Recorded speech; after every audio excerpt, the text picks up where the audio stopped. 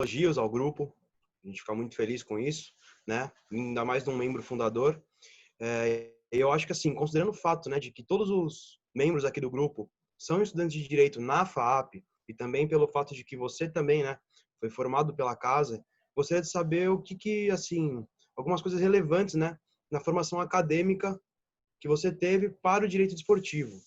Então, inicialmente, eu tenho uma pergunta, que é a seguinte: o quão importante a formação acadêmica foi para a sua, ou é, né, na verdade, para a sua atuação na advocacia desportiva?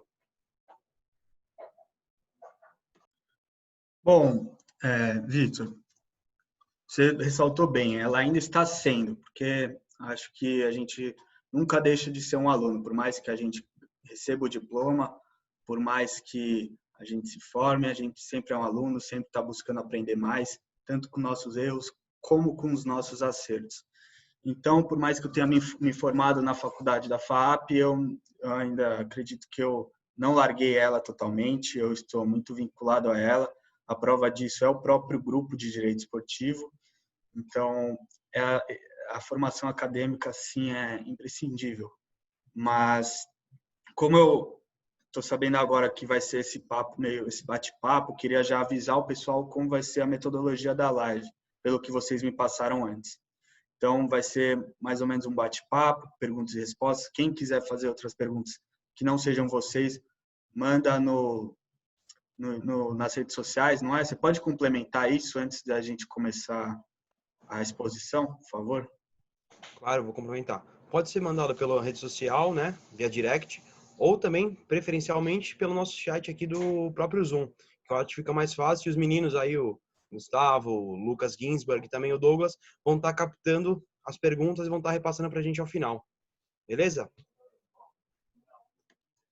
Bom, obrigado. Só para o pessoal aí que está acompanhando de fora já saber qual é o meio de comunicação com a gente aqui para não ficar algo obsoleto.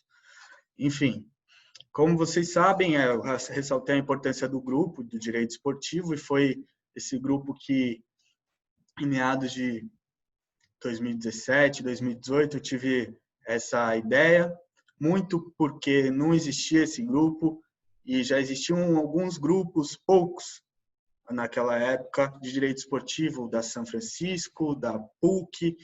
Eles já estavam atuando, fazendo palestras, e como eu já havia dito que não existe o direito esportivo na grade curricular das faculdades de direito, eu resolvi fundar esse grupo, tive a ideologia de fundar esse grupo para a gente poder estudar a matéria a fundo, para a gente debater, discutir e às vezes até matar aula de penal para discutir direito esportivo, né?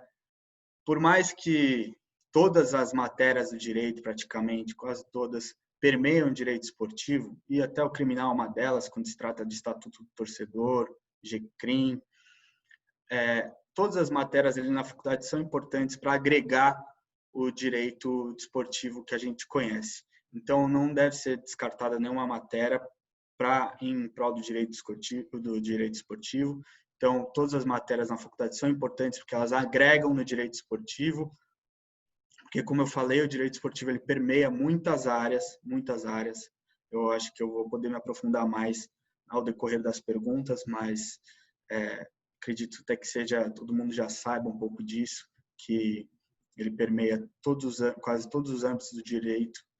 Então, a faculdade é algo que me trouxe esse conhecimento, né, que é o objetivo principal da faculdade, me trouxe muita experiência quando se trata até de diretório acadêmico, da atlética, que eu usei muito esses órgãos, essas entidades, para conseguir o que eu queria na faculdade, para ter autonomia perante a faculdade, perante os diretores, elaborar um curso legal com o aval da faculdade, ou seja, institucionalizado, então teria mais seriedade. Por isso eu acabei me envolvendo bastante com a atlética, com o diretório acadêmico da Faculdade de Direito, para poder absorver da faculdade todo esse panorama, né, esses instrumentos que ela nos oferece. Porque a faculdade não é só a gente chegar lá, ir para a aula, sentar, escrever no caderno que o professor fala, ou pegar o slide depois, tirar foto da lousa, enfim. A faculdade é muito mais que isso. Você tem que espremer ela que nem uma laranja para tirar todo o suco dela que ela tem a nos oferecer. E eu usei isso. Muita gente fala que quem faz a faculdade é o aluno, e isso é muito verdade. Eu sou a prova disso. Eu usei bastante a faculdade, de todos os jeitos. Sorte a nossa, né, de vocês também, que a gente tem um professor lá que eu gostaria de até homenageá-lo, que é o professor Carlos Eduardo Ambiel, que é um advogado renomado, de alto nível no direito esportivo, principalmente no que tange as nuances do direito do trabalho no direito esportivo. E ele foi uma das pessoas que, até meu orientador no TCC, que ajudaram a conduzir esse grupo, que deram vida a esse grupo. Então, todo dia, praticamente toda semana, eu abordava o professor Ambiel nos corredores da faculdade, questionava, ele enchia o saco dele para falar o português claro, porque como é um bate-papo aqui informal, até nem vim de terno, pessoal mais acadêmico, estou só de camisa, tranquilo, eu vou tirar a informalidade, eu gosto muito de quebrar o protocolo, então eu vou falar o português claro. Eu enchi a paciência do professor, perguntando ele um monte de coisa que ele mesmo não sabia me dar a resposta, e ele falava que ia pesquisar e me dava orientações para ir pesquisar, doutrina, jurisprudência para pesquisar. Então, eu estava todo dia lá enchendo a paciência do professor, mas ele via isso como algo positivo, ainda bem, senão não seria um professor. E eu usei bastante esse meio acadêmico, inclusive as relações até em jogos universitários, grupos de competições de direito, né, de arbitragem, de direito tributário, para fazer um networking esplêndido. Então, eu usei bastante a faculdade para fazer esse networking, conhecer as pessoas, que é o mais importante, e adquirir esse conhecimento junto com essa experiência.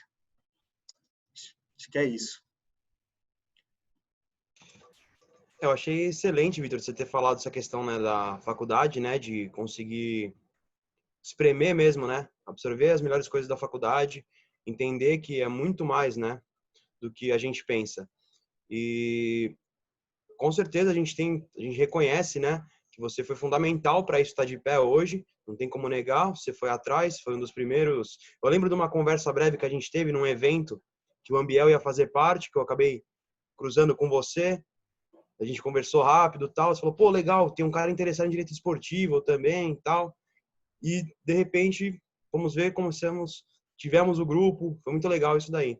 Então acho que é algo fundamental, até que sirva de motivação para outras pessoas trabalharem na área, ir atrás de conhecer mais a área, criar grupo de estudos nas áreas que as pessoas têm interesse, né?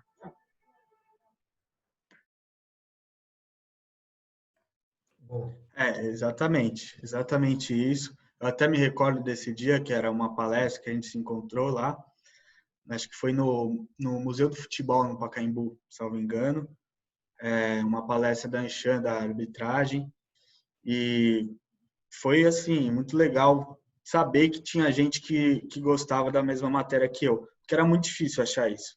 E o grupo viabilizou isso, o grupo do direito esportivo das faculdades viabilizam isso, mostram essa área que está um pouco escondida na faculdade. Então, quando o grupo dá as caras na faculdade, muitas outras pessoas ou não conheciam a área, conhecem, falam: pô, legal, acho que eu posso me interessar por essa área. Ou outras pessoas que já tinham esse conhecimento do direito esportivo, mas não sabia como estudar, como debater, como ir atrás. Então, com certeza, a faculdade é essencial para esse debate acadêmico.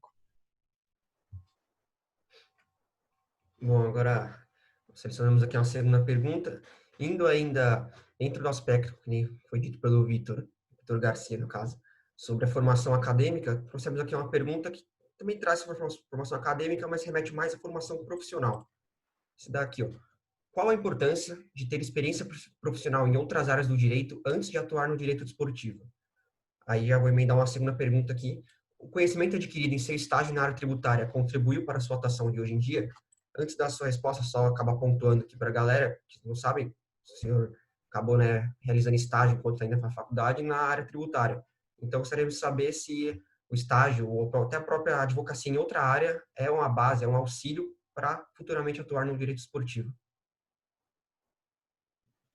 É uma ótima pergunta, Lucas. porque esse conselho que eu dou para muita pessoa, eu falo que o direito esportivo, como eu já falei aqui, é uma área que permeia as outras matérias, então não tem como você só estudar o direito esportivo. Você vai acabar esbarrando em outras áreas. Então, você precisa ter o conhecimento e experiência de atuar com outras áreas. Porque você seguindo a carreira em um escritório de advocacia ou em um clube, uma federação, o direito ele te abre muitas portas. Ele abre muitas portas para você, ele te dá muito conhecimento. Então, o estágio que eu fiz, que eu estagiei 3 anos com direito tributário, foi essencial para mim. Nosso grande parceiro aí, Vitor Augusto, chegou na live. Penalista, então nem devia estar aqui, né? Mas, meu amigo. Bom, brincadeiras à parte, depois a gente conversa sobre isso, sobre como o direito esportivo prevalece ao direito penal. Mas, no que eu estava falando, agregou muito o direito tributário, nem só o direito tributário, mas a experiência em um outro escritório, em outras áreas, aquele dia a dia do fórum que agrega a qualquer advogado. O dia a dia no fórum é imprescindível, porque você bate perna lá no fórum, você aprende lábia, você aprende o procedimento do processo, que é algo que é o principal rito, né, que a gente usa como advogado. Então, qualquer experiência, seja no JEC, seja em escritório de advocacia, seja em câmara de comércio, seja em fórum, em varas, em delegacia, em qualquer experiência na área agrega. Agrega, inclusive, ao direito esportivo, porque ali você está lidando com pessoas, você está lidando com subordinação, você está lidando com a relação com o cliente, com parte, com réu, com autor, com requerente. Então, tudo isso agrega muito. E direito tributário, algumas matérias agregam ainda mais. Direito tributário, direito civil, direito comercial, direito empresarial, arbitragem. Elas agregam muito mais ao direito desportivo, porque são áreas que estão inerentes ao direito esportivo, elas estão interligadas. Então, o tributário me deu uma bagagem muito boa, porque quando você se trata de uma relação com clube e atleta, sempre vai ter algo tributário, né? Como o direito civil. Não tem como fugir. É o ISS que incide na imagem do atleta, é a taxa de polícia que é cobrada do clube indevidamente, diga-se de passagem, a associação civil, o regime de tributação da associação civil, que estão constituídos a maioria dos nossos clubes, que são imunes ou não são. A Receita Federal tem um entendimento, os clubes têm outros, a lei tem outro, né? Parece que ninguém chega em um entendimento único.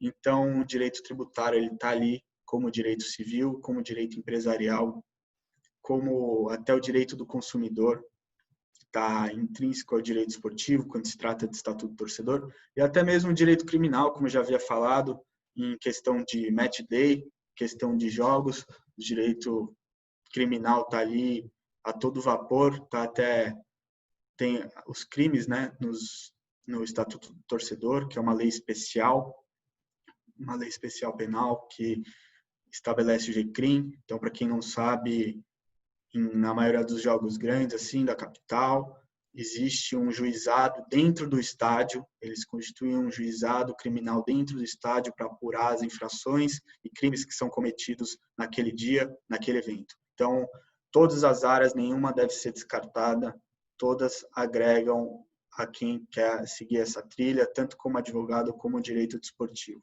Nada é para ser descartado. Perfeito. Eu, como estudante, assim, creio que muitos aqui que ainda são estudantes de direito, tem essa noção de que é muito difícil você, logo no estágio, seu primeiro ano, você conseguir atuar em um escritório, uma vaga de direito desportivo, até porque é um ramo ainda muito fechado e sem a experiência em outras áreas acaba realmente sendo complicado. Então, isso é algo que, com a experiência, acho que em quaisquer áreas do direito é importante.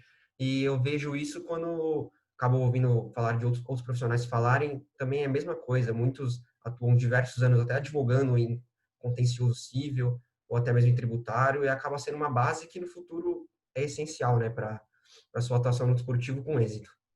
E muito obrigado pela resposta. Vitor Garcia, por favor. Bom, aproveitando, né? Já que a gente comentou essa questão que você deu um pontapé, né, inicial também para essas questões do direito esportivo na FAP, de certa forma, eu me recordo de um curso que foi disponibilizado pela FAP, né? Então, acho que é muito bacana perguntar para você quais cursos, né, você recomendaria para adquirir um maior conhecimento, né, e um destaque nessa área. Por exemplo, cursos da CBF, da Federação Paulista, coisas assim. O que você vê hoje que está disponível para a gente, aproveitando essa pandemia, que pode ser feito online, por exemplo, coisas assim. Uhum. Bom, Vitor, tem muitos cursos aí de todos os gostos por aí, tanto a maioria online, hoje em dia, né? A maioria está online. Eu mesmo fiz um curso, acho que foi o meu primeiro curso online da vida, assim mesmo, que foi em 2015, um curso assim que eu tinha acabado de ingressar na faculdade, foi um curso da FGV. Esse curso me agregou muito, que foi a primeira vez que eu estudei o direito esportivo. Para quem quiser entrar aí no site da FGV, é só colocar no Google FGV Direito Esportivo. Tem cursos, a maioria dos cursos são de extensão, que são os melhores, porque você acaba fazendo networking. Networking na era digital até agora não me convenceu, por mais que existam grupos, tudo mais, mas o networking em cursos digitais ainda não me convenceram. Por isso que eu prefiro os cursos extracurriculares, cursos de extensão. Curso de extensão, ensino superior da advocacia, não é sempre que tem que ficar de olho, mas cada ano eles fazem um. Eu fiz esse curso, foi muito bom. Tinha estava voltado também a resoluções de litígio e aspectos tributários. Fiz aquele curso da FAP, que eu mesmo fui o coordenador, que eu elaborei, que foi o primeiro curso da FAP de extensão em direito esportivo. Acredito que, se tudo der certo, ano que vem teremos mais uma edição desse. Esse ano as coisas com essa pandemia ficaram muito corridas para fazer uma nova edição, então ano que vem terá esse curso mais. Para quem tem um dinheirinho a mais para gastar, eu recomendaria claramente os cursos da CBF Academy, que são os cursos com os grandes nomes, só que eles são geralmente realizados na sede da CBF no Rio de Janeiro, então tem o custo do curso, mais o custo de algumas passagens aéreas. Claro, tem o curso também da FIFA, que aí é para quem tem bastante dinheiro mesmo, porque é um curso já voltado para quem atua com CAS, com tribunal. Enfim, existem diversos cursos online, existem cursos e palestras também realizados pela Ernst Young, já vi curso da Ernst Young. E existem alguns cursos também, pessoal, que não são relacionados diretamente com o direito esportivo, mas são de grande valia, que são cursos nessas áreas acessórias, cursos de arbitragem, cursos de contratos, negociação. Isso, com certeza, também inclui no currículo para entrar no direito esportivo. E na hora do curso, você tem a oportunidade de perguntar, você mesmo puxa a bola para o direito esportivo. Então, se está num curso que é de contratos, de arbitragem, pode questionar o professor, pergunta como que funciona no esporte. Era assim que eu fazia, pelo menos quando eu estava tendo aulas de trabalho, eu falava, e o atleta? Como que fica? Porque o atleta é um ente, né, diferente de todo empregado. Não tão diferente, mas ele tem especificidades. Enfim, existem cursos para todos os gostos e para todos os bolsos.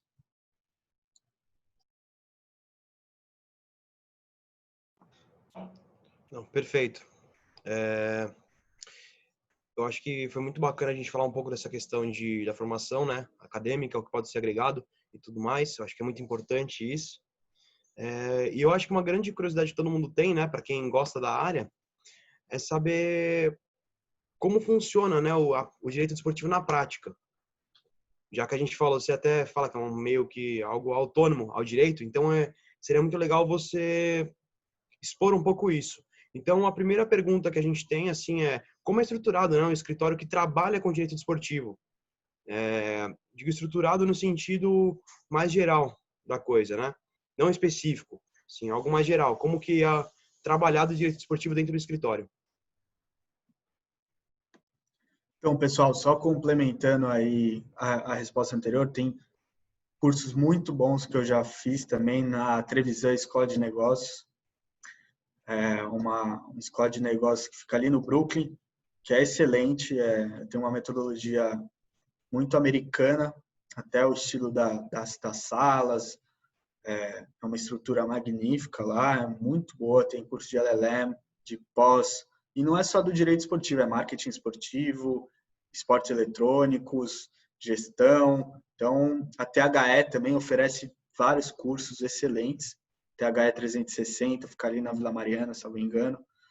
Oferece cursos de gestão toda hora. Eles têm podcast também, de graça no Spotify, então é só correr atrás. Enfim, essa pergunta sobre a estrutura, assim, do escritório, a rotina do escritório, eu vou falar para vocês que ela é bem dinâmica, diferente de tudo com que eu já trabalhei. De tudo. Por que eu digo isso? Porque você não trabalha só com empresa, você não trabalha só com PJ, você trabalha com pessoa física, você trabalha com clubes, você trabalha com atletas, né? E existe uma relação muito especial entre você tratar de cliente que é de uma empresa, que tem um cargo, e você tratar com alguém que é diretor de um clube, que é um atleta, que a vida dele, a carreira dele depende daquilo, ele não está atrás de um cargo em uma empresa. Então, ela é bem dinâmica, porque você acaba cada dia é algo novo assim para você. Você nunca fica na mesmice, porque você atuando com um atleta, você vê a vida inteira do atleta de cabo a rabo, assim, os contratos que ele assina. Então, eu posso falar de contrato de imagem que ele assina, de contrato especial de trabalho desportivo que ele assina. Então, aqui, ó, falando de direito civil, direito de trabalho, até às vezes contratos de locação que ele faz para alugar uma casa que ele está todo o tempo mudando de clube, então ele vai de uma cidade para outra, tem que alugar casa, e aí entra direito, a contabilidade do atleta, o panorama fiscal do atleta. Então, existem diversas nuances que vão interligando, que vão fazendo sua vida ficar mais dinâmica. Às vezes você vai fazer reunião em clube, porque você tem que o clube não tem um departamento jurídico interno e eles contratam um escritório para ir até o clube, para ajudar eles internamente, e às vezes você tem que ajudar explicando, muitas vezes o que eles não entendem muito bem, indo até os atletas, conversando com os atletas para explicar direitinho o que eles estão assinando, para colocar todos os pingos no i, não deixar ninguém sem saber o que está assinando. Então, é um trabalho muito sério que às vezes a gente tem que fazer diligências nesses clubes. Às vezes, como já teve casos da gente ir em um clube que estava tendo um problema de ambush marketing, que eles estavam querendo colocar um patrocínio, divulgar um patrocínio deles, só que a liga não permitia essa divulgação, porque estava abaixo de 6 metros o permitido, só que o regulamento não tinha sido aprovado em assembleia e gerou toda essa discussão jurídica. Então, a gente teve que ir até o clube, conversar com eles, ver os patrocínios, tirar foto, conversar, fazer reunião. Então, todo dia é algo novo. Às vezes você está atuando no judiciário, às vezes você está atuando na CNRD, às vezes você está atuando com arbitragem. Então, vai mudando os procedimentos de um dia para o outro. Você tem que ir trocando a fita muito rápido, porque você fala de um jeito com o juiz, com o árbitro você fala de outro jeito, um pouco menos formal, com um auditor da CNRD você fala de outro jeito, um pouco mais direto, mais específico, usando mais regulamentos de competições. Na justiça desportiva, então, nem se fala, outro ramo do direito esportivo aqui que você tem que usar outra metodologia, muito mais a oralidade, porque você vai lá na audiência. Então, toda segunda-feira estamos ali no TJD, na Barra Funda, para defender tanto oralmente como na escrita. Então, cada dia é um novo dia. Você trabalha com muitas coisas diferentes, com intermediários. Então, essa relação com intermediários, para você explicar, você tem que explicar tudo direitinho. Não é com uma empresa que está consolidada no mercado. Eles acabam criando essa empresa com um específico intuito de intermediar negócios de atletas. Então, eles muitas vezes vêm com os atletas, mas não vêm com know-how. E a gente tem que estar bem em cima deles para explicar como funciona, para não deixar eles fazerem coisas que podem infringir regulamentos. Então, tem que ficar muito atento com isso. Essas pessoas fazem uma salada, né, no nosso dia a dia, digamos assim. Cada área é uma coisa diferente, então tem que ir trocando a fita muito rápido, porque é algo muito dinâmico mesmo. Achei muito legal, assim, você fazer esses comentários, né, sobre como funciona, né, para a gente ter uma noção melhor. Muita pessoa não tem muita noção da dinâmica que é trabalhar, né, com direito desportivo. As pessoas pensam que é só, direito esportivo, que mexe com o jogador.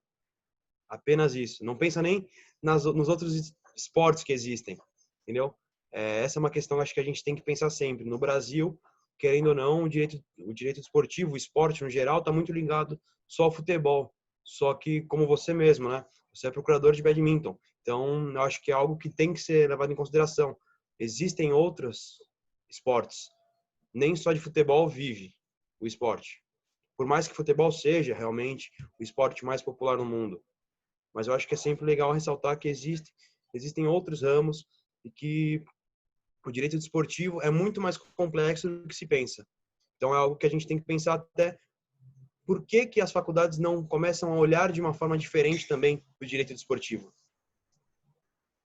Né? Acho que agora eu passo a palavra para o Lucas. Bom, nós acabamos pulando uma pergunta ainda do último bloco, então eu vou voltar aqui rapidinho, que ainda traz um pouco sobre a formação acadêmica e mais em relação ao conhecimento mesmo. Vou pegar aqui. Bom, Vitor, qual a importância da pessoa que pretende atuar no direito desportivo conhecer os meios alternativos de resolução de disputas?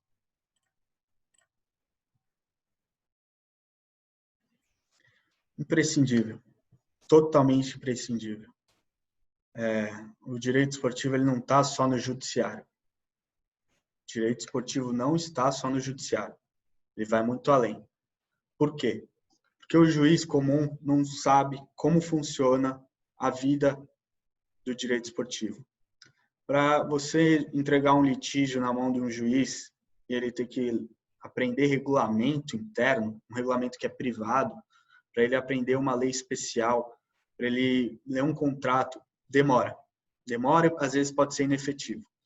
Então, o direito esportivo utilizou como ferramenta outras áreas, outros métodos alternativos ao poder judiciário. Por isso que se chama métodos alternativos de resolução de disputa, porque são métodos alternativos ao poder judiciário. É por isso que ele leva esse nome. E no direito esportivo a gente utiliza, como eu já havia falado, algumas outras, digamos, alguns outros meios mesmo, outros métodos para resolver esse litígio de forma mais rápida, mais célere e menos custosa. No futebol, a gente tem a CNRD. A CNRD é uma delas. Em contratos, a gente pode estipular arbitragem. CBMA, Anshan, existem acho que a Fiesp tem também algumas câmaras com regulamentos esportivos próprios. O próprio Tribunal Arbitral Suíço, que se fosse a Suprema Corte do Esporte, é um tribunal arbitral que está estipulado em muitos contratos, em muitos regulamentos, inclusive no Estatuto da FIFA. Então, dependendo da modalidade esportiva, existe um método de resolução de disputas específico. Nos Estados Unidos existe até um método, uma curiosidade aqui, que se chama Baseball Arbitration, que funciona como uma arbitragem no beisebol para ter ofertas, para ter uma negociação de atletas mais justa, com o árbitro decidindo que clube vai levar ou não. Enfim, os Estados Unidos ele possui um sistema esportivo próprio deles, que não vem ao caso agora, mas no Brasil a gente utiliza bastante no futebol a CNRD, em contratos a CBMA também, essas câmeras arbitrais, e também a Justiça Desportiva, né, que não é um órgão do judiciário, é um órgão administrativo, que está previsto na Constituição Federal, no artigo 217 da Constituição Federal de 88, que dá autonomia à Justiça Desportiva e às entidades esportivas e confere 60 dias para a Justiça Desportiva resolver o litígio antes de poder ir para o judiciário. Então, quando o litígio vai para a Justiça Desportiva, é algo que o órgão julgador vai ter mais conhecimento sobre o tema, porque conhece mais o regulamento do jogo, da modalidade. Então, quem vai estar te julgando ali não vai ser um juiz comum que está acostumado com batida de carro. Vai ser um auditor que conhece o CBJD, que é o Código Brasileiro de Justiça Desportiva, vai ser um auditor que conhece o regulamento específico da competição, isso é muito importante, o conhecimento desses regulamentos específicos, porque na hora faz total diferença ele saber, e um juiz não vai parar para estudar um regulamento específico do campeonato, da Copa Paulista. Não vai. Então, a Justiça Desportiva está lá para isso, para dar esse auxílio e essa celeridade, assim como a CNRD, com seus regulamentos próprios, outras câmaras e tribunais administrativos das próprias modalidades. Tudo para escapar do judiciário. Porém, o judiciário, às vezes, é a solução. Então, não podemos também descartar o judiciário. Às vezes, a gente tem que socorrer ao judiciário. Não temos como fugir dele, mas tem outros métodos mais eficientes. E na hora você tem que fazer algo que se chama screening process, que eu estudei bastante isso na época que eu fiz meu trabalho de conclusão de curso, que o advogado ele precisa fazer esse screening process. O que é o screening process? É avaliar qual método será mais eficiente para eu escolher para o meu cliente. Então, qual caminho eu devo traçar para resolver esse litígio? Custo. O que é avaliado? Custo, celeridade, técnica, eficiência, efetividade. Então, tudo isso forma esse screening process e você respondendo essas perguntas chaves, você vai saber direcionar o litígio do seu cliente ou, como a gente tem que pensar melhor, né, não pensar quando dá ruim, pensar antes um pouco como advogado e fazer esse estudo prévio, né? Então, colocar no contrato antes do litígio, porque na hora que acontece o litígio também, às vezes, não tem muito onde correr. Às vezes está lá, cláusula arbitral. Vai ser difícil você fugir. Se for uma cláusula patológica, uma cláusula que seja fraca, aí tudo bem, vai dar para fugir, dá para arrumar uma brecha, mas nem sempre dá para fugir. Quando existe um foro específico no contrato, fica difícil de fugir. Mas, enfim, esses são os métodos alternativos que você perguntou, Lucas. Muito boa sua pergunta. Muito bom, muito bom. E já que você acabou citando a CNRD, é um ponto que nós queremos até abordar na nossa live. Eu vou tomar a liberdade aqui de emendar uma outra pergunta, que é como se dá o funcionamento, não, o procedimento perante a CNRD? Ótimo. Bom, para quem não conhece, eu mencionei, mas eu não expliquei a fundo, né, a CNRD. A CNRD é a Câmara Nacional de Resolução de Disputas da CBF. Então, é um órgão interno da CBF que serve para dirimir litígios com intermediários, com atletas e clubes, com técnicos, com atletas e intermediários, com esses sujeitos e suas relações perante o esporte, sempre que envolvam um direito patrimonial disponível, né, que é um dos princípios da arbitragem. Então, para começo de conversa, nem tudo vai para a CNRD. A CNRD ela tem um rol taxativo no seu regulamento interno que dispõe o que ela pode julgar e o que ela não pode. Em regra, o procedimento da CNRD acontece com uma representação administrativa de quem se sentiu lesado, e aí a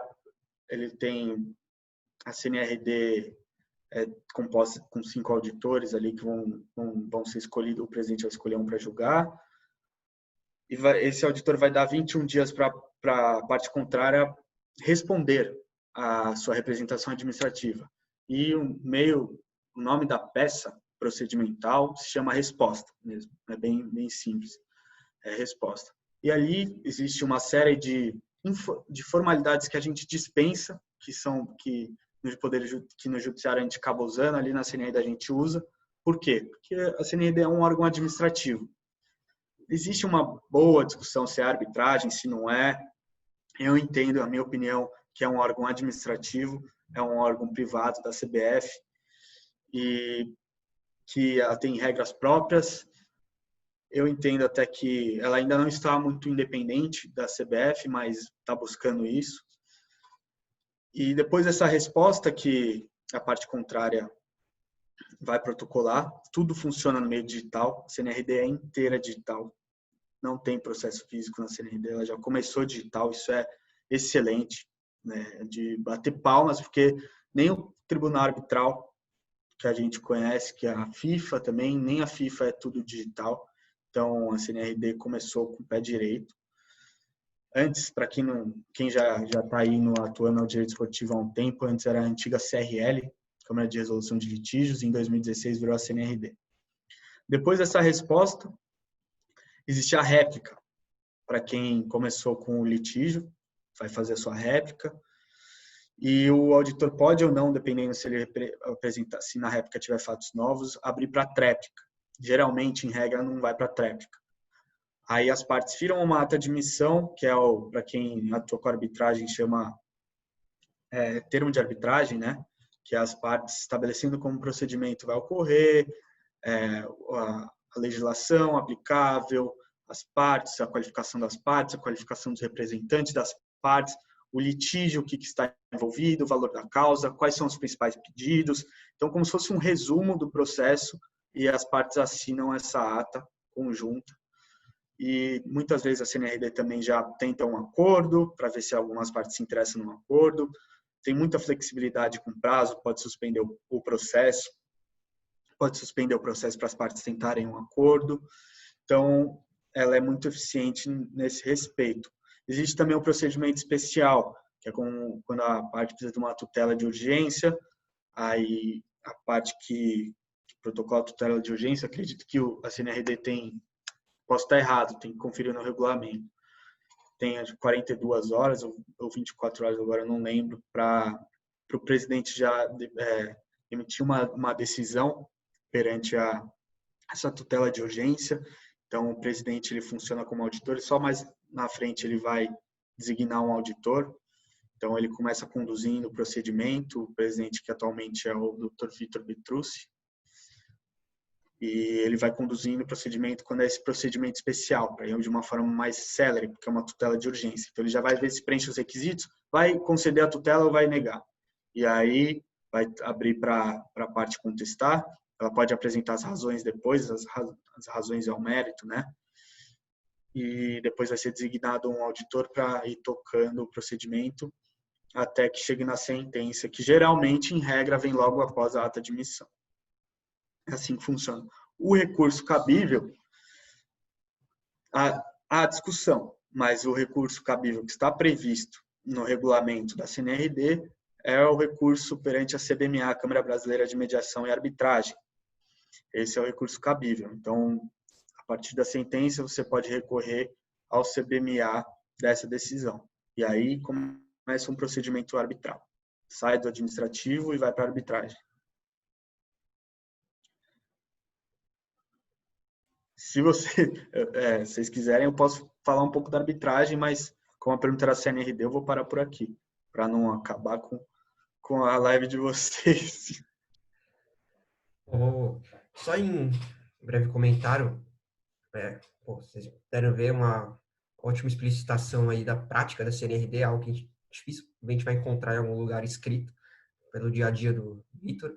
E só um breve comentário, quando você acabou dizendo sobre a justiça comum, realmente é algo que no direito esportivo, por ser um ramo do direito que precisa que as decisões sejam efetivas e muitas vezes rápidas, muitas vezes tem que ser algo para a semana, Então, sim, muitas vezes necessário acabar indo em um órgão paralelo à justiça comum, mas como você bem disse, contou muito bem, muitas vezes é inevitável, né? Muitas vezes conseguimos visualizar em diversas notícias, assim, diversas condenações de clubes ou de atletas pela justiça comum, depois de diversos anos passados.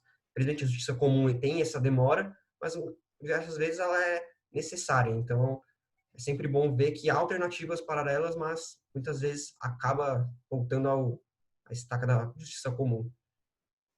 E, bom, vamos seguir aqui. Agora a gente volta para o segundo bloco, que o Vitor já tinha dado início, sobre o dia a dia. Vou fazer uma pergunta que pode se assemelhar muito com a feita anteriormente, mas creio que você tem alguns pontos que dá para explicitar nessa aqui, que seria como é a rotina em um escritório, né, dessa área desportiva, especificamente da área desportiva.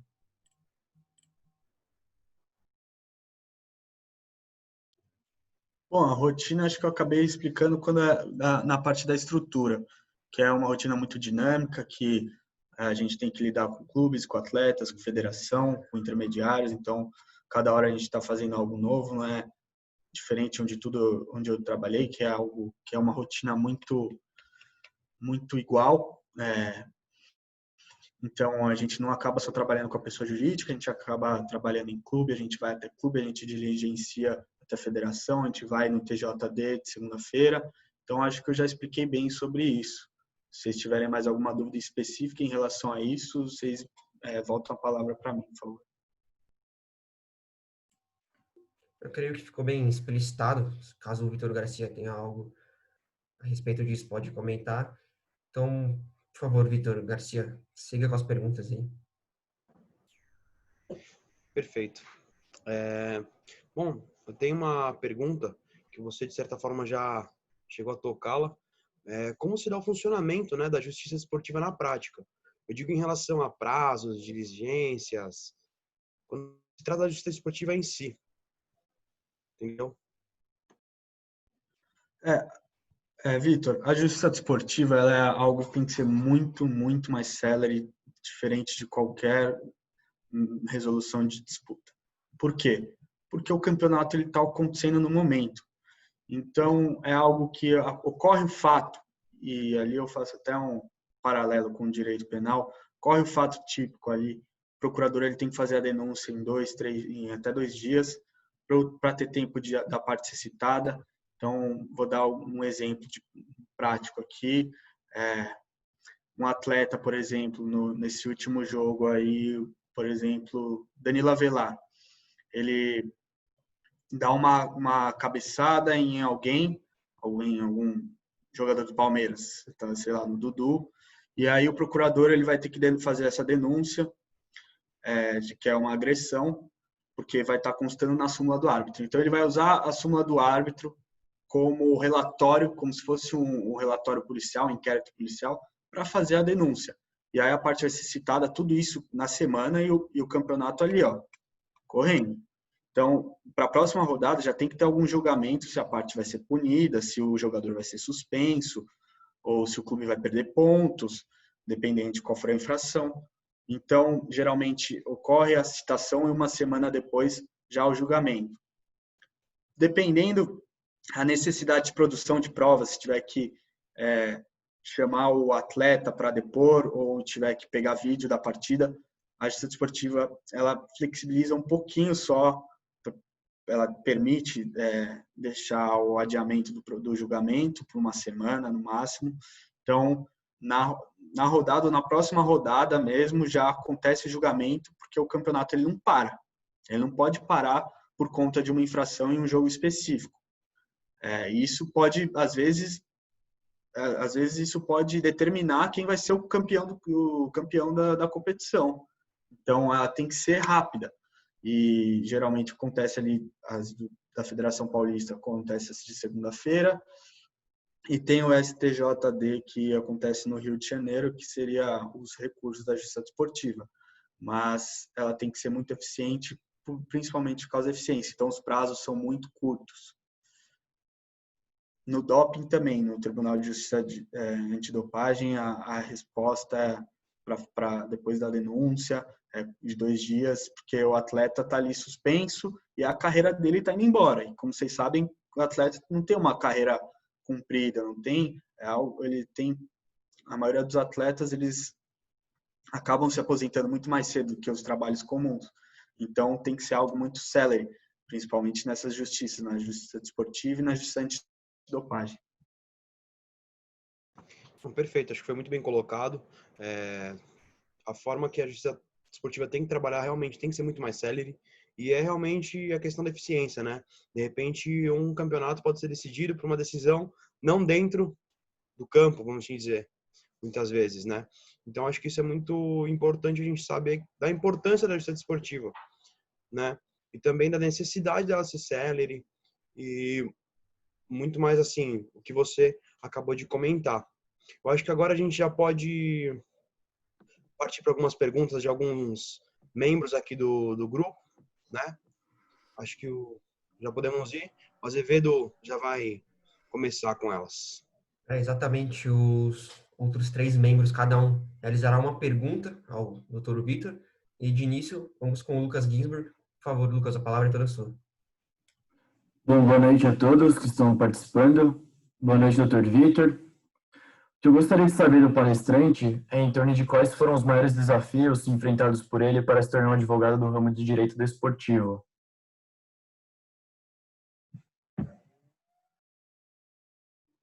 Boa noite, Lucas. Obrigado aí pela participação, obrigado pela pergunta. Os maiores desafios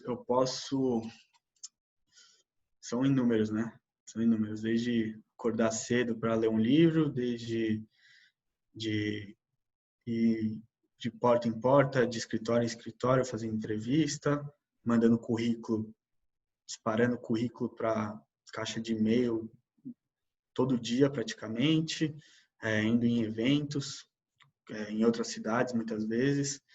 Mas eu posso especificar que o principal desafio para quem quer atuar com o direito esportivo é realmente a oportunidade.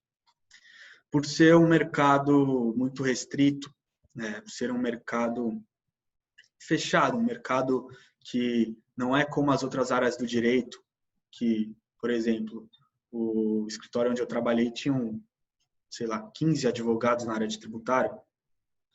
Existem escritórios de penal que tem 30 advogados de penal. Você não vai encontrar um escritório, um departamento jurídico de clube com mais de 5 advogados do direito esportivo, atuando na área do direito esportivo. Então, é uma oportunidade que está escassa. Só que ela está lá. Basta você ir atrás dela. Porque se você só focar num clube, se você só focar num escritório, você não vai conseguir. Então, o meu conselho é ir atrás de tudo, de todas as oportunidades. E a melhor forma de fazer isso é indo em eventos, conhecendo gente, fazendo networking e ficando atento sempre a redes sociais de federações, de clubes, entrando em grupos de WhatsApp, seguindo pessoas do ramo nas redes sociais. Até mesmo o TJD, no começo do ano, ofereceu tanto para estagiário, tanto para advogado, uma oportunidade para ser defensor dativo, então um pro bono, né, digamos, para quem quer atuar com doping. Então, você não precisava ter nenhum requisito, só ser advogado ou estudante de direito, que você mandaria seu nome, sua ficha, e você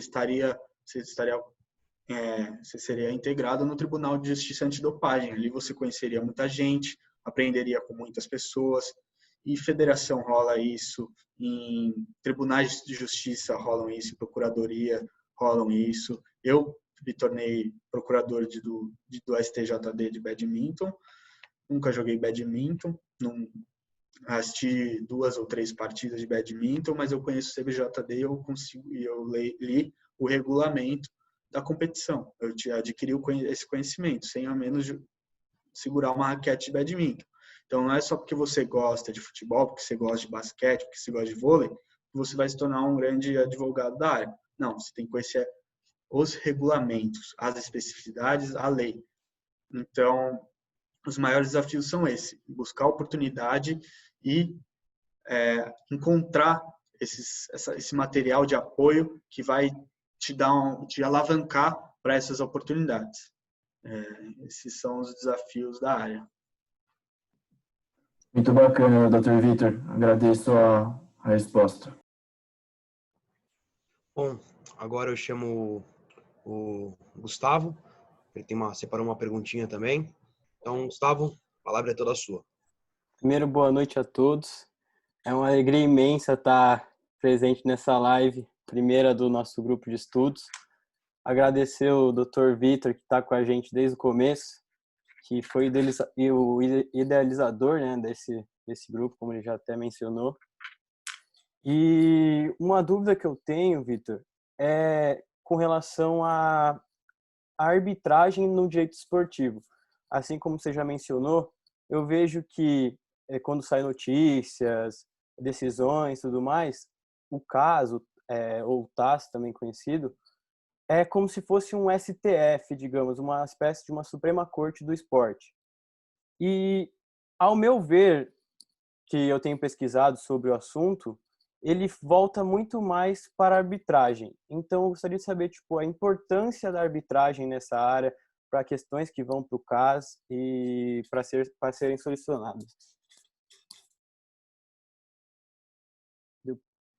Boa noite, Gustavo.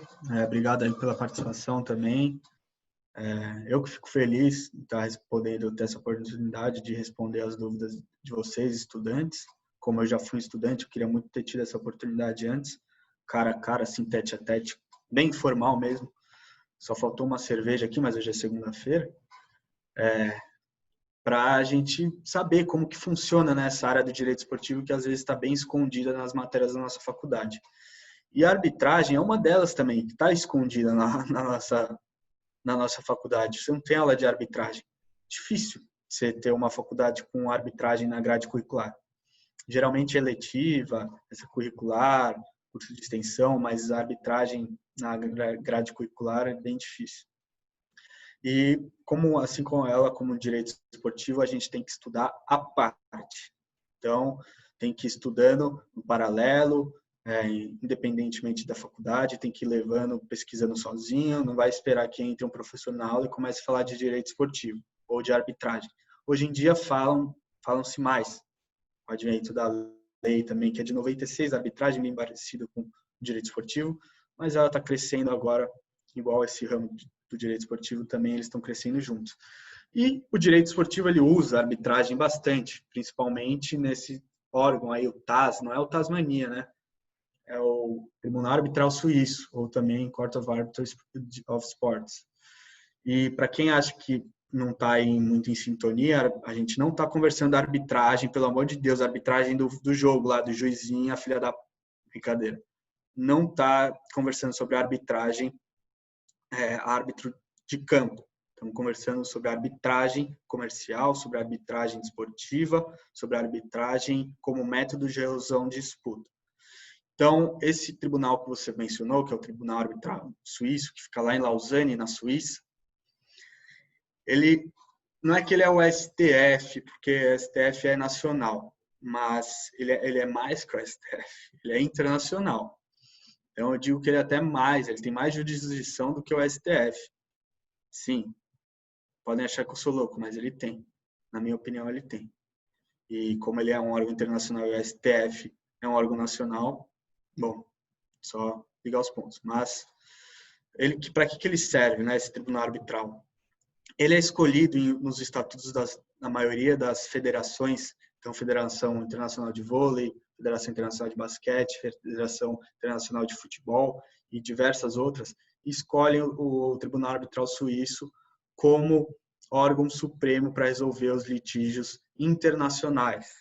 Então, quando existe um litígio que é internacional, que uma parte está no Brasil, a outra parte, o clube, está no Japão, e esse litígio é julgado na Suíça, então, pela FIFA, o tribunal arbitral ele vai ser o órgão competente para julgar algum recurso que advenha desse litígio.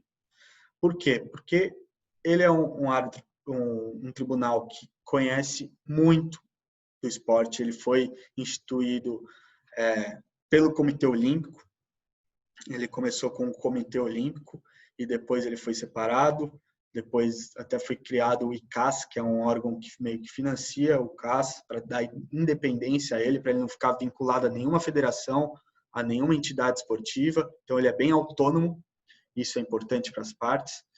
E ele serve justamente para isso, para resolver litígios que advêm de matérias internacionais de diferentes países. E sempre, pessoal, lembrando que a arbitragem só pode ser julgada por direitos patrimoniais disponíveis. Então, uma matéria de ordem pública não vai ao CAS, não vai aos tribunais das federações. Isso é muito importante. E quando chega essa matéria lá no Tribunal Arbitral Suíço, eles designam um relator com igual arbitragem, paga as custas, e eles têm isso que me surpreende no TAS, que engrandece o CAS, né? Que é o banco de jurisprudência que eles têm. Então, para você estudante de direito, para você advogado que atua, é muito importante estar atento a essas jurisprudências que estão disponibilizadas, em sua maioria, no site do Tribunal Arbitral. Eu pelo menos, não conheço, pode ser que isso aí, né, que fala International Commerce Arbitration, talvez essa câmara, a CCI, tenha um banco de jurisprudência, mas o TAS ele tem uma vasta jurisprudência disponível para consultar, então ele é muito claro e cristalino com os entendimentos dele. Não é algo que a pessoa vai criar, o árbitro vai criar da cabeça, ele vai se basear nas jurisprudências que está ali para todo mundo ver. Então, ele é muito importante nesse aspecto. E ele é frequentemente usado. A última decisão, pelo menos ainda não saiu a sentença final, mas foi do Manchester City com a UEFA, um problema de financial fair play e licenciamento que o Manchester City teve. A UEFA, dentro do seu órgão, a UEFA, denunciou o Manchester City, julgou o Manchester City na Adjudicatory Chamber, criou uma decisão, o Manchester City não ficou satisfeito, óbvio, ele foi punido por 2 temporadas de participar nas competições da UEFA, recorreu ao Tribunal Arbitral Suíço e reverteu grande parte da decisão. Então, aí serve, em pouco menos de um ano, serve a eficiência aí do Tribunal Arbitral Suíço. Obrigadão, doutor Vitor. Bom, agora vamos à última pergunta de um dos nossos integrantes, será do Douglas. Por favor, Douglas. E depois dessa pergunta dele, dividiremos a pergunta do público. Pode ir, Douglas. Boa noite a todos. Queria começar agradecendo o Vitor por ter se disponibilizado aí para participar disso aqui com a gente. E a minha pergunta é sobre o que impulsionou esse crescimento exponencial do direito desportivo aí nos últimos anos aqui no Brasil. O que contribuiu para esse crescimento dessa área aqui? Bom, pessoal, Douglas, boa noite. Obrigado pela pergunta, bem interessante a pergunta. Mas é bem clara também, bem objetiva. Porque o que levou a esse crescimento foi tirar o esporte como apenas uma prática esportiva e ver ele como um negócio, ver ele como um mercado. E quando começa a entrar bastante dinheiro nesses mercados, existe a necessidade de regulamentar a matéria. Então, posso dizer que a globalização, o grande acesso às mídias, a atenção da mídia, do público voltado a esses grandes eventos, Super Bowl, Copa do Mundo, Olimpíadas, toda essa interação, esse entretenimento, foi criando esse esporte e levando à necessidade de uma regulamentação. Essa regulamentação, como eu já havia dito, aqui no Brasil começou, podem falar que começou muito antes, mas a que a gente tem, que serve para os dias de hoje, adveio depois da Lei Zico, que é a Lei Pelé, então é uma lei de 98, é uma lei nova. Os regulamentos da FIFA começaram a surgir, por exemplo, em 2008, em 2010, para regulamentar o futebol como não só a regra do jogo, mas as regras de transferência de atletas, relação com intermediários, relação com clubes, licenciamento de clubes, esse financial fair play que a gente está falando, começou o quê? 2 anos atrás, 3 anos atrás, depois de os árabes lá injetarem muito dinheiro no futebol e começar a ter uma desproporcionalidade. Uhum. Então, é algo que vem totalmente, sempre se inovando, se alterando e crescendo. É isso, é o mercado. Então, se tem uma resposta clara e objetiva, é o mercado que o esporte criou. Entendi, perfeito. Legal, muito obrigado.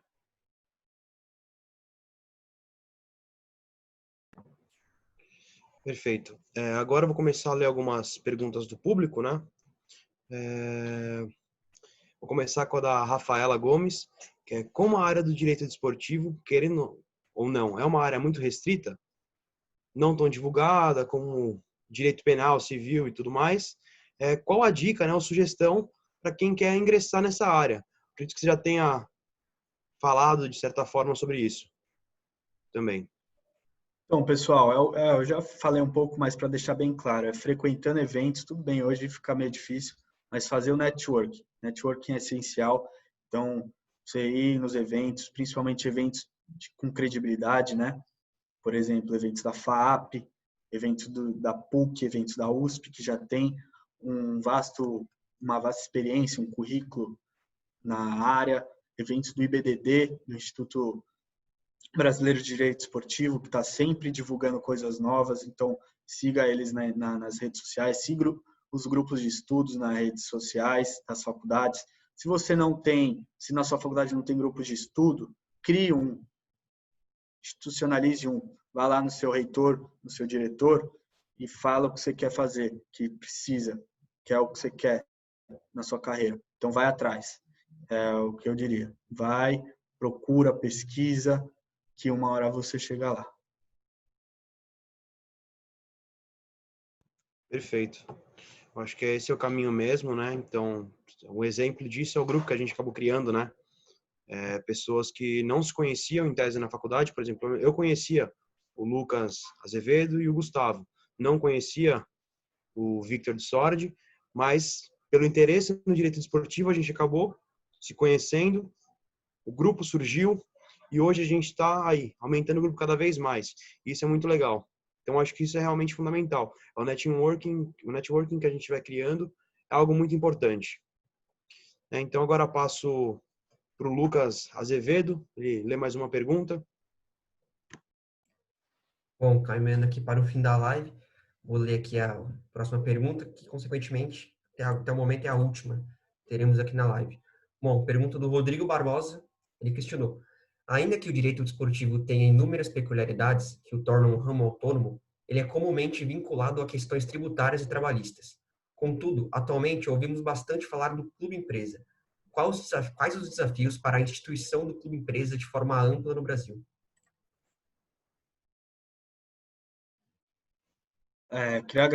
Antes de começar essa pergunta, eu esqueci de agradecer a Rafaela pela pergunta, Rafaela Gomes, obrigado, muito interessante, né? Que acho que o pessoal é o que mais se questiona aí, porque não tem o acesso que deveria ter ao direito esportivo igual tem ao tributário, igual ao penal, igual ao civil. Então, foi bem interessante sua pergunta. Bom, o doutor Rodrigo, né? Rodrigo Barbosa, que escreveu aqui do lado. Doutor Rodrigo Barbosa parece que conhece bem sobre o tema pelo jeito que ele nos colocou a pergunta. Então, eu não posso falhar nessa resposta, né? Primeiro, agradeço ao doutor Barbosa pela pergunta e vou à resposta. Os desafios para a instituição do clube empresa de forma ampla no Brasil. Bom, os desafios são imensos, são inúmeros, de politicagem, de institucionalização, de burocracia e diversos outros, que eu não vou aprofundar agora, mas eu vou dar um bom panorama por cima. Para começo, os clubes, a qualquer momento, podem virar empresa. Isso está permitido na Lei Pelé. Então, existem clubes que são empresas, Botafogo de Ribeirão Preto, Ituano, são empresas, e nada impediu de eles se tornarem empresa. Só que, atualmente, a maioria dos clubes são associações civis sem fins lucrativos. O que é essa associação civil sem fins lucrativos? É uma associação que não busca o lucro. Então, é um clube que vende e compra jogadores por escalas milionárias, que recebe direitos de transmissões milionários e não pode nem buscar o lucro, nem distribuir o lucro entre seus sócios ou seus associados, para melhor colocar. Aí começa um pouco, até visando a área tributária, existe a imunidade, até a Lei 9.617 de 97, 9.618 de 97, acho que deu imunidade, a isenção, desculpa, às associações sem fins lucrativos e entidades esportivas especificamente, e essas associações elas são isentas a determinados tributos. Isso facilita a carga tributária dos clubes, mas a Receita Federal não entende desse jeito, como eu já havia dito. A Receita Federal entende que os clubes recebem quantias enormes econômicas, tanto de bilheteria como de direitos de transmissão, e para onde vai esse dinheiro? Tá, tem que ser reinvestido, né, pela associação civil, tem que ser reinvestido, tem que ser usado para pagamentos, para despesas e transações de clubes. Porém, todo esse dinheiro que entra, na minha opinião, ele pode ser muitas vezes mal administrado, porque justamente não existe a distribuição desses lucros, não existe o dividendo. Não existindo o dividendo, não existindo essa distribuição de lucros, não existe um sócio para cobrar se esse dividendo está sendo efetuado, se isso está certo, se poderia ter mais lucro ou não. Esse dinheiro ele é pago e ele some, ele entra e some. Muitos desses clubes não se tornam empresas, e aí é um dos principais desafios que eu vejo. O principal desafio é a política. Por quê? Porque o diretor do clube, o presidente do clube, ele tem uma gestão amadora. A gestão, a maioria dos clubes brasileiros profissionais são amadoras, porque eles não prestam muitas contas para as receitas federais, não prestam contas para acionistas, então eles têm gestão, mandato de 4 anos, e eles podem criar diversas relações, extinguir diversas relações, que depois que terminar o mandato dele, vai outra pessoa assumir a bucha. Então, não tem uma gestão eficiente, uma gestão profissional para essa empresa ir crescendo, para essa empresa ir buscando lucro. E por que eles não querem ter essa gestão profissional? Porque é muito mais simples de você manusear, de você mover a massa com seus interesses próprios, não tendo sócios ali para falar o que você deve, o que você não deve fazer, ou um conselho fiscal sério para te conduzir, para te regularizar, para te limitar. Então, eu entendo que esse seja o maior desafio, porque esses mandatários de clubes não querem largar o osso de jeito nenhum. Eles querem continuar tendo essa gestão para conseguir os próprios interesses através das cortinas dos clubes. Então, pegar o patrocinador que é amigo dele, dar ingresso para conselheiros que vão dar favores para eles. Isso tudo é muito mais fácil sem uma gestão séria de uma empresa. E é por isso que está tendo essa discussão no Congresso, no projeto de lei do deputado Pedro Paulo, para esses clubes se tornarem empresa. Igual em Portugal, que todos os clubes obrigatoriamente tiveram que se tornar empresas, a SAD, que fala, né, SAD, Sociedade Anônima Desportiva, que é algo que traz seriedade, traz transparência, tanto para o torcedor, tanto para o governo, para a Receita Federal, e é algo que dá uma gestão mais profissional.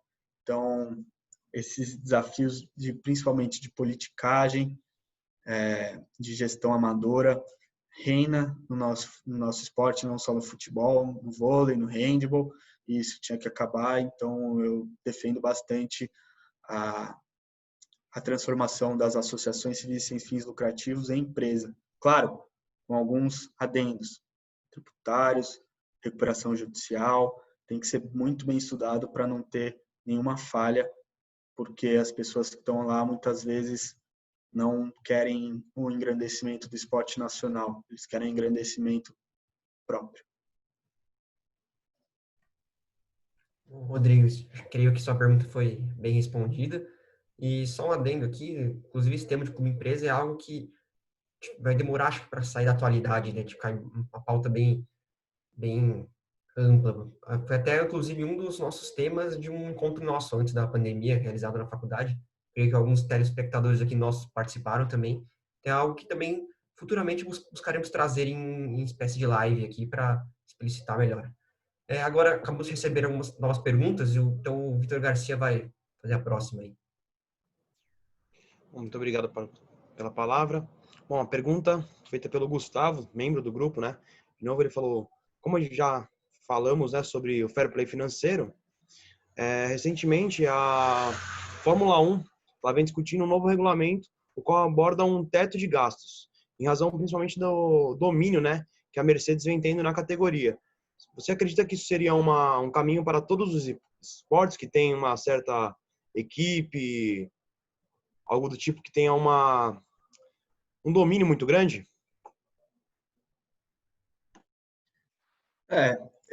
Realmente a Mercedes está soberana na Fórmula 1 há um bom tempo.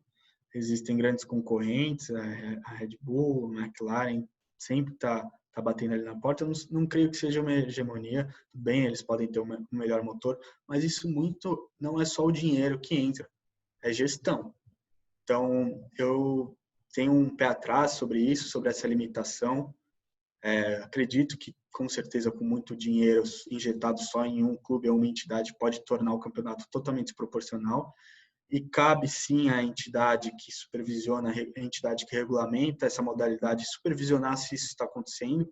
Então, se a própria Fórmula 1, que já é um esporte que tem um gasto enorme, que todo mundo lá é bilionário, que eles gostam da ostentação, está falando isso, que para ter essa proporcionalidade, para ter esse limite de gastos, então é algo de se observar, realmente, é algo de se observar. Pode ser feito caps, como são feitos nos Estados Unidos. Eu brinco aqui que os Estados Unidos, por mais que ele seja capitalista, no meio esportivo ele é o país mais socialista que existe, porque ele limita, ele dá direitos iguais para todos. Então, lá existe o salary caps, que limita até salário de jogador, só um jogador pode ganhar mais que todo mundo, em todas as ligas. Tem o draft, né, que eles dão o direito de escolha de pegar o melhor jogador universitário para o pior clube. Então lá eles pensam muito nessa isonomia. Para quê? Para ter um equilíbrio.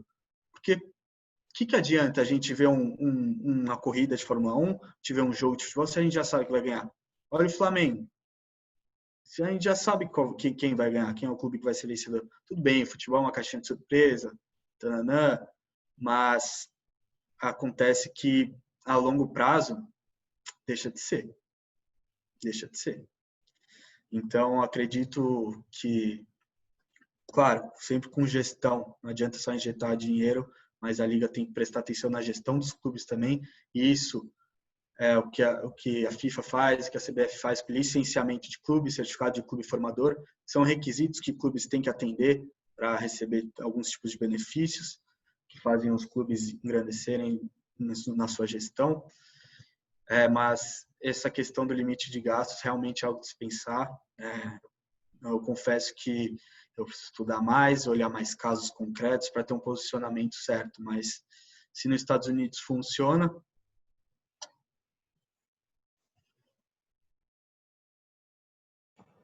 Perfeito, muito bem colocado. Acho que realmente o que você falou é muito justo, né? Nos Estados Unidos, que é o país mais capitalista, já é mais socialista nessa questão do esporte, que a gente vê realmente isso, né? Eu, pelo menos, gosto muito de basquete, a gente vê que tem essa questão do draft e tudo mais, a questão do teto salarial, por que você pega um Golden State, mas é uma potência, tudo bem, porém, existem atletas que são draftados por eles e por aí vai. Então, acho que é algo muito bacana de ser trabalhado. E é uma ideia mesmo, porque se funciona lá, por que não aprimorar a ideia para a realidade nossa, né?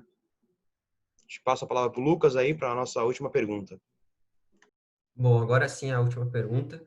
Pergunta aqui do Vitor Zanella. Primeiro, muito obrigado, Vitor, pela interação, muito importante para nós. Ele perguntou aqui, qual a opinião do Dr. Vitor a respeito dos direitos econômicos dos atletas no futebol? Você acha que voltaremos a ter a participação de terceiros, mesmo a contragosto da UEFA, por exemplo? Ele acabou dando umas observações aqui, lembrando que hoje só clubes e os próprios atletas podem ter porcentagem ou direitos econômicos. E essa legislação já se alterou 3 ou mais vezes em menos de 10 anos. Boa noite, Vitor, Zanella. Uma ótima pergunta. Obrigado por engrandecer o debate, porque é uma pergunta de alto nível, qualificada. Não é todo mundo que conhece sobre isso para fazer essa pergunta. Então, eu vou dar um passant pelos direitos econômicos, para o pessoal entender mais ou menos o que é. E depois eu vou responder essa pergunta. Os direitos econômicos, pessoal, é a receita que advém da cláusula indenizatória do atleta quando ele é transferido de uma entidade desportiva para outra. Então, quando um clube é comprado de um clube para o outro, se fala quanto é a transferência, popularmente dizendo, é esses direitos econômicos que a gente fala, porque é a multa indenizatória dele. E nos contratos a gente pode especificar os percentuais da multa, como dividido ela em uma pizza. Então, o atleta tem uma porcentagem sobre a multa dele, o clube, que é o maior detentor, né, vai ter com certeza uma maior porcentagem. E antigamente, né, como o próprio Vitor já nos trouxe, essa alteração já vinha se alterando. Antigamente existiam third parties ownership. O que são esses third parties ownership? São terceiros, que não são os clubes nem os atletas, que teriam participação nesses direitos econômicos. Essa legislação recentemente foi alterada. Em 2015, só clubes poderiam ter os direitos econômicos. Aí, acredito que em 2019, em junho, a FIFA voltou atrás e falou, não, calma aí, clubes e atletas podem ter direitos econômicos. Terceiros, fora essas duas partes, não podem. E a pergunta do Vitor é justamente isso. Com essa pandemia que deu, todo mundo quebrou, todo mundo foi à ruína, saiu muito dinheiro do futebol e agora ficou tudo mais barato. Então, está vindo muitos investidores, que nem abutre, no futebol, porque é um dinheiro que volta rápido, que é investido e volta rápido, e volta grande. Numa tacada certa, você pode ganhar milhões. E esses investidores, eles estão vendo qual que é a melhor forma de investir. Mas não é como antigamente, que você comprava um passe do atleta. Hoje em dia não existe mais esse passe, não existe mais passe. Esse passe foi extinto nos anos 2000 aqui no Brasil, mas foi extinto pela jurisprudência pelo caso Bosman, né, na Bélgica. E esses direitos econômicos começaram a surgir desde lá do caso Bosman. Esse instituto foi sendo criado. Com essa pandemia, com esse grave falência aí do futebol que está acontecendo, muitos investidores vão chegar querendo colocar dinheiro e vão querer o retorno. Então, eles vão muitas vezes, principalmente os intermediários, os empresários de jogador, vão se reunir, já estão se reunindo com a UEFA, com a FIFA, com a CBF, para forçar a barra, para voltar a ter os direitos econômicos para o investidor. Aportar dinheiro, ajudar o clube, ajudar o clube a investir nesse atleta, em troca de um retorno quando esse atleta for vendido. Qual que são os prós e contras? O pró é que vai ter dinheiro em caixa para o clube contratar, para o clube investir na base, para o clube investir no atleta. O problema no Brasil, como eu já tinha explicado, é para onde esse dinheiro realmente vai. Se ele não tem uma gestão igual uma empresa, se ele não tem prestação de contas, a prestação de contas às vezes é maquiada, não tem um conselho fiscal sério. Então, para onde esse dinheiro que chega do investidor vai? Esse é o primeiro problema. Segundo problema, para onde o dinheiro do retorno vai? Ele vai sair do futebol. Ele não vai ficar lá no clube. Ele vai com o investidor que investiu. Tudo bem, o clube vai ter uma participação? Vai. Mas dependendo do contrato, quem vai receber mais vai ser o investidor. E vai sair o dinheiro. Vai poder continuar o que vocês estavam falando, que era do CAPS, de limitar. Se chegar um investidor da China aqui, com um dinheirão, vai causar uma desproporcionalidade. Vai ter clubes contratando jogadores por uma quantia absurda. Mas existem as vantagens também, que vai atrair investidores ao futebol. Isso querendo ou não, é bom atrair investidores para o mercado. Quem injeta mais dinheiro no mercado, circula mais dinheiro. Então, eu acredito que pode, a qualquer momento, não agora, porque está muito recente, mas dependendo como andar o FIFA Clearing House, se eles estabelecerem algo bem transparente que eles estão querendo fazer isso, eu acredito que pode voltar a ter direitos econômicos a terceiros. Então, é uma possibilidade. Não posso cravar se vai ter ou não vai ter. E outra coisa, por mais que a FIFA proíba, não quer dizer que isso deixou de acontecer, né? Ainda existem os direitos econômicos, tem até contratos que foram feitos antes da regulamentação, então são legítimos. Então, deixa eu ver se eu respondi essa pergunta, se eu respondi direito a pergunta. Os terceiros mesmo a contragosto da UEFA, por exemplo. Então, acredito que sim.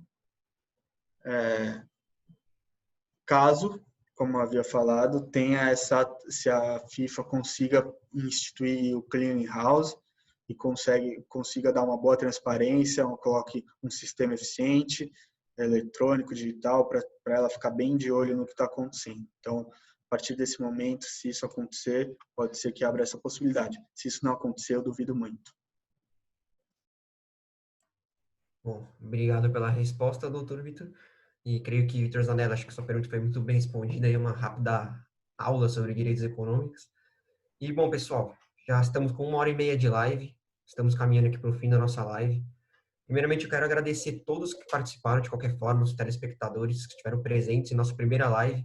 Sabem que vocês fizeram parte de um importante marco aqui no nosso início, nossa trajetória de lives. Teremos muito mais. Todos aí que estão nos acompanhando, caso não nos sigam no Instagram, é @gedfaap, com 2 Ds. Ficando ligado por lá, você sempre terá informações sobre nossas futuras lives. Estamos com bastante projetos, trazer outros renomados advogados desportivos mais para frente, tratar sobre diversos outros temas. Então, sigam nós lá. Queria agradecer também ao Vitor Garcia por ter me auxiliado aí no comando deste painel, da nossa primeira live, né? Como disse, primeira live, estamos aprendendo juntos aí, para proximamente fazer melhor. E não posso deixar de agradecer o Dr. Vitor Desordi por ter concedido esse tempo na segunda-feira, né? Segunda-feira à noite, estar aqui conosco. Como ele mesmo disse, acabou sendo uma cobaia da nossa live, mas creio que foi muito produtivo. E também, já tinha até agradecido, mas a interação de quem nos enviou perguntas, saiba que isso é muito enriquecedor para nós, o engajamento é sempre necessário. E, doutor Vitor, as palavras finais são suas. Bom, não tenho outras palavras a não ser agradecer também e parabenizar pelo projeto de vocês, ficou muito bom.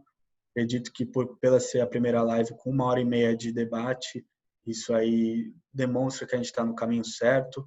Tudo bem, existem falhas, de TI principalmente, então isso acontece todo mundo, ainda mais nessa era que a gente está tentando se adaptar ao digital, que vão ser corrigidas, por isso essa live serve como erros e acertos, o que a gente vai repetir, o que a gente vai ter que reestruturar, readequar. Então, mas para começo ficou muito boa para ser a primeira live aí do GED. Queria parabenizar, agradecer por vocês estarem tocando a minha ideologia, que eu comecei sozinho. Isso me emociona muito, de saber que tem gente aí que investiu nessa ideia, que apoiou essa ideia e que acredita nessa ideia.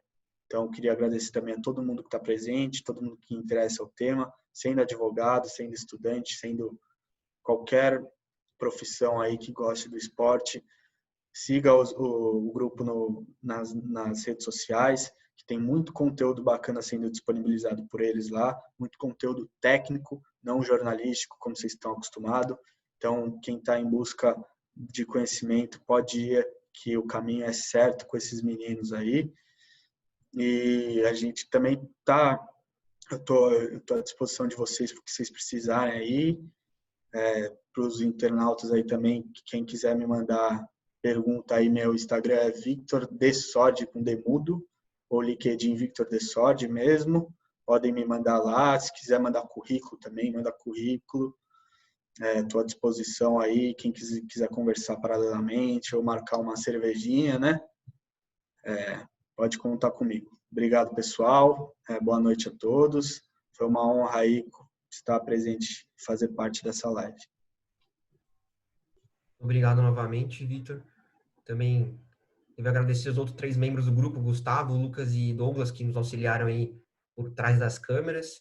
muito importante a gente estar junto aí nessas lives. E mais uma vez, agradeço todo o público, a presença de todos aqui, muito importante. Todos tenham uma boa noite, uma boa semana.